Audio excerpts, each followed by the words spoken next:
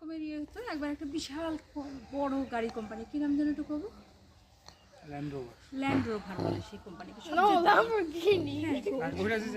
সেই land rover কোম্পানিটা আমার ইয়ে পড়ছে। এখন ল্যান্ড রোভার কোম্পানি সম্পর্কে তো আমার জানা নাই। এখনকার মতো যদি একটু হইতাম তাও তো কত বছর আগেকার কথা, রাউসি কেবল 1-2 বছর বয়স, তাও ধরো যে 12 বছর আগেকার কথা।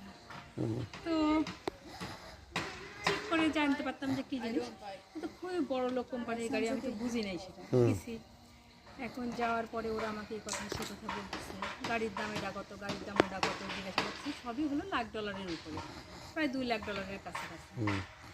এখন আমার চেহারা দেখে তো ওই গাড়ি কেনার মতন লোক মনে হচ্ছে না। গাড়িটা কার জন্য, লোকটা আমাকে পাত্তাই দিচ্ছে না। একে তো ছোটোখাটো, তারপর সাধারণ কাপড় পরে গেছে। আমি যদি জানতাম তাহলে তো আমি একটু স্যুটের দিকে ঢুকে যেতাম। আমি তখন বলেছি আমার বাবার। তোমার বাবা কোথায় থাকে? আমার বাবা তো সাউথ আফ্রিকায় থাকে, সাউথ আফ্রিকা থেকে সব বেঁচে টেচে এখানে আসতেছে রেসিডেন্সি নিয়ে, তার জন্য। তো কোন গাড়ি কিনতাম, তো আমাকে বলেছে যে এখন ওইখানেই কিন্তু আমি গল্পটা খাইতে বসলাম।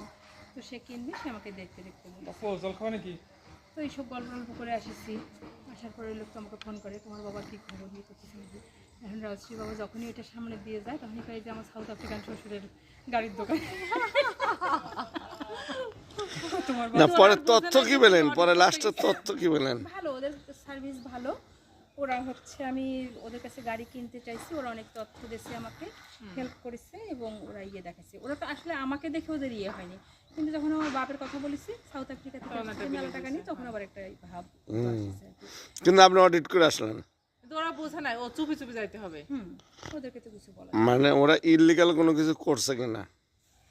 ইনলিগাল ঠিক না। যেমন একজনকে জানা গেল যে জুতোর দোকানে একটা রানিং মেশিন আছে, ওটার উপর পা দেয়, পা দিয়ে ওরা জুতোর একটা ছবি, পায়ের একটা ছবি তোলে, তার নাম হলো অ্যাথলেটস ফুট।